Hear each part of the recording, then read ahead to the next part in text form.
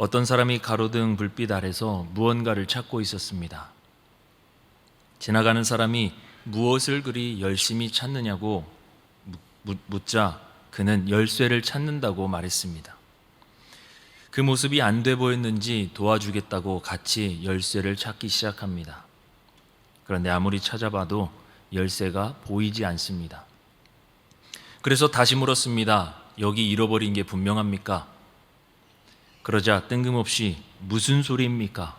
열쇠는 집에서 잃어버렸습니다. 이렇게 말하는 거였습니다. 너무나 당황해서 그럼 왜 집에서 찾지 않고 여기서 찾느냐고 다시 묻자 이 사람이 이렇게 대답했습니다. 여기가 환하니까요. 각주구검이라고 하는 사자성어가 있습니다. 바다에 칼을 빠뜨리고는 뱃머리 그 위에 위치를 표시해 둔다라는 그 고사입니다. 문제는 잃어버린 것을 찾아야 할 장소를 잘못 알고 있다라는 데에 있다라는 말입니다. 20세기 유대 경건주의 최고의 사상가로 꼽히는 아브라함 요수아 헤셀이라는 사람이 있습니다.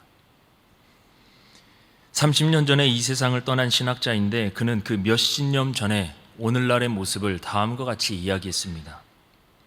현대인을 가리켜 메시지를 잃어버린 메신저라고 말했던 겁니다. 세상에 보냄을 받기는 했는데 내가 왜 이 세상에 왔는지 그것을 잃어버린 채 살아가고 있다고. 그리고 원본으로서의 삶을 버리고 복사본으로서 그렇게 살아가고 있노라고 이야기를 했던 것입니다. 그러니까 중요한 것을 위해 살아가는 것이 아니라 정작 중요한 것은 다 잃어버리고 전혀 중요하지 않은 것에 온통 관심을 쏟고 살아가고 있다라는 것을 이야기했던 것입니다. 그런데 오늘 본문 시편 이 12편을 보면 그러한 모습을 우리가 보게 됩니다. 1절 말씀 보면 경건한 자가 끊어지며 충실한 자들이 인생 중에 없어지나이다. 그리고 8절에도 보면 비열함이 인생 중에 높임을 받을 때 악인들이 곳곳에서 날뛰는도다 이렇게 말하고 있습니다. 신실하고 진실한 사람을 도무지 찾아볼 수 없고 오히려 악인들이 판을 치는 세상이 되어버렸노라고. 그러다 보니 당연히 본문 2절 말씀처럼 거짓과 아첨이 난무하는 그 세상이 되어버렸노라고 이야기하고 있습니다. 점점 희망이 사라져가는 세상을 향해 탄식하고 있습니다. 우리 주님도 세상을 바라보시며 탄식하신 적이 있습니다. 누가복음 18장 8절 인자가 올 때 세상에서 믿음을 보겠느냐. 주님께서 지금 믿음이 어디 있느냐고 물으시는 것입니다. 그 믿음, 그 결단, 그 신앙 도무지 찾아볼 수가 없다고. 도대체 그 믿음 어디 있느냐고 그렇게 물으십니다. 그런데 사실 그렇지 않습니까? 거짓과 아첨을 해서라도 어떻게 해서든지 살아남아야 하니까, 도태되면 안 되니까 그렇게 세상은 갈수록 하나님과 말씀을 잃어버리고 엉뚱한 것을 세상 속에서 찾도록 만들어 간다라는 것입니다. 어쩌면 우리도 그렇게 무언가를 잃어버린지도 모른 채 또 세상에 등 떠밀려 여기까지 그렇게 흘러나온지도 모릅니다.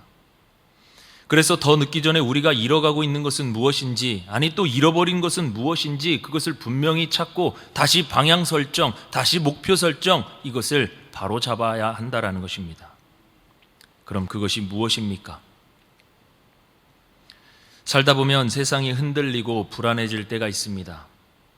크고 작은 어려움과 풍랑을 만날 때가 있습니다. 가시가 있고 십자가가 있습니다. 그래서 말 못할 고통이 누구에게나 있습니다.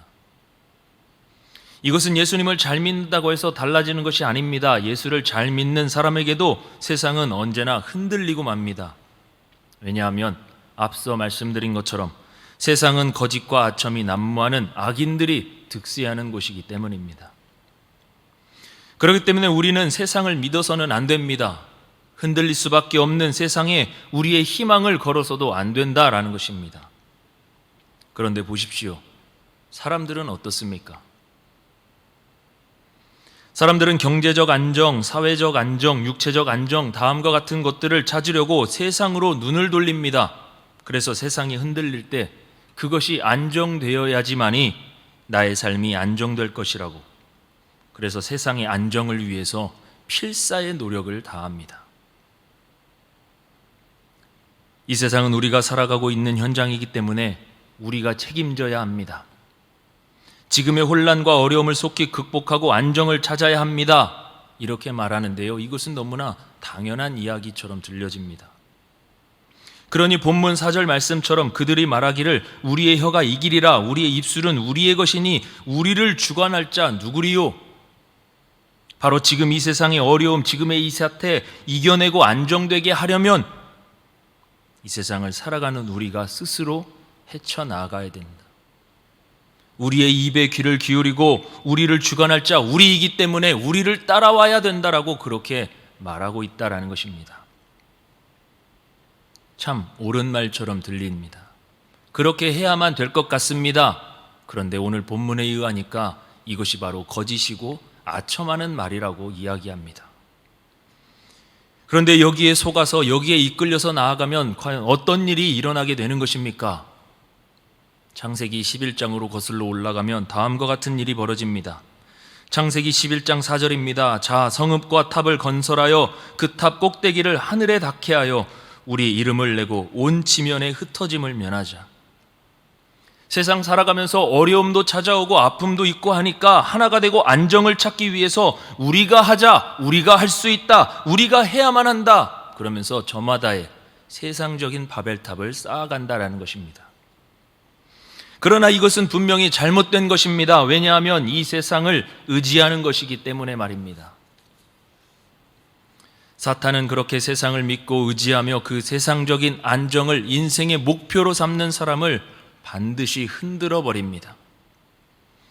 뿐만 아니라 우리가 그렇게 하면 사탄뿐만 아니라 우리 하나님도 우리의 세상을 흔드신다라는 것입니다.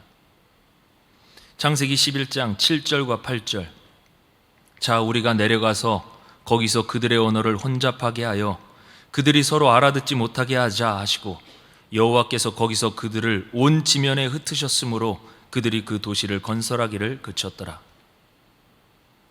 그 상태로 내버려 두면 하나님을 의지하지 않고 자신을 의지하기 때문에, 자신을 그렇게 이끌어가는 세상을 의지하게 되니까 하나님이 흔드신다라는 겁니다. 그렇게 세상 의지하다가 나중에는 구원 얻지 못할까 봐 하나님이 흔드신다라고 말씀하고 있는 것입니다. 그러니 세상이 흔들릴 때, 아니 흔들릴 수밖에 없는 이 세상에서 우리가 무엇을 해야 하는 것입니까? 바로 오늘 본문 1절에 그 답이 있습니다. 오늘 본문 1절 어떻게 시작합니까? 여호와여 도우소서. 주님 도와주세요. 바로 주님께 기도하는 것입니다. 세상의 문제는 세상으로 푸는 것이 아닙니다. 세상의 문제는 바로 믿음으로 푸는 것입니다. 세상이 흔들릴수록 하나님께 나아가고 하나님만 붙잡고 하나님만 매달려 그렇게 하나님께 기도해야지만이 세상 문제 풀 수 있다고 오늘 말씀은 우리에게 들려주고 있습니다. 얼른 삶의 중심을 세상으로부터 하나님께로 옮기고 결코 흔들리지 아니하시는 그 하나님을 바라보고 붙잡아야 한다라는 것입니다. 본문 5절 말씀 보십시오. 여호와의 말씀에 가련한 자들의 눌림과 궁핍한 자들의 탄식으로 말미암아 내가 이제 일어나 그를 그가 원하는 안전한 지대에 두리라 하시도다. 세상이 안정과 평안을 가져다 주는 것이 아니라요, 바로 우리 하나님이 안전지대시라고 그렇게 분명히 말씀하고 있습니다. 또 본문 6절을 한번 보실까요? 여호와의 말씀은 순결함이요 흙 도가니에 7번 단련한 은 같도다. 성경에서 칠은 완전수이지 않습니까? 세상 그 어디에도 완전한 것이 없답니다. 바로 완전하신 분, 바로 여호와 하나님 한 분밖에 없다라고 성경은 우리에게 말씀하십니다. 완전하신 하나님이 우리와 함께 해 주셔야지만이 우리가 평안 가운데 거하는 것이고 거기서 안정을 누리며 감사와 기쁨을 누릴 수 있노라고 우리에게 말씀하십니다. 그러니 이렇게 기도할 수밖에요. 본문 7절 여호와여 그들을 지키사 이 세대로부터 영원까지 보존하시리이다. 공동번역에 보니까 이렇게 말씀하고 있습니다. 주님 우리를 지켜주소서. 이 더러운 세상에서 우리를 끝까지 보살피소서. 세상은 완전하지 않습니다. 우리가 생각하는 것처럼 이 세상 아름답지 않습니다. 오늘 말씀처럼 악하고 더러운 곳이 세상이랍니다. 그러니 우리가 하나님만 의지하며 그 하나님께 기도할 수밖에 없는 것 아니겠습니까? 기도하면 하나님이 들어주시니까요. 기도하면 우리가 알지 못하는 크고 은밀한 것을 하나님께서 보여주시니까요. 기도하면 하나님이 응답하시고 하나님이 내가 여기 있다라고 그렇게 말씀하시니 하나님께 기도해야 된다는 것입니다. 저와 우리 모든 성도님들, 삶이 흔들릴 때 우리는 어떻게 하고 있습니까? 더욱이 삶이 흔들릴 때 누군가 찾아와서 이것이 진리다, 이것이 바른 길이다, 그렇게 거짓과 아첨을 난무할 때 우리는 그것을 어떻게 분별해내고 있습니까? 오늘 성경은 우리에게 지혜를 알려줍니다. 바로 그럴 때 기도하라 말씀하십니다. 세상에 의지하고 세상의 지혜, 그것이 아니라 하나님께 기도해서 하나님이 주시는 지혜로 그 길과 방향, 그 목적을 우리가 설정해야 된다. 그래야지만이 흔들리지 아니하고 굳건한 믿음을 가지고 하나님께로, 하나님이 예비하신 그 길로 나아갈 수 있노라고 우리에게 말씀해 주고 있습니다. 간절히 바라옵기는 흔들리는 세상 가운데 오직 하나님, 변함없으시고 흔들리지 아니하시는 하나님 한 분만 의지하심으로 말미암아 감사와 기쁨과 평안과 안정의 길로 인도하시는 주님의 은혜를 누리실 수 있기를 주의 이름으로 축원드립니다. 결론으로 말씀드리면 우리가 믿고 의지하는 하나님은 천지를 창조하신 하나님이십니다.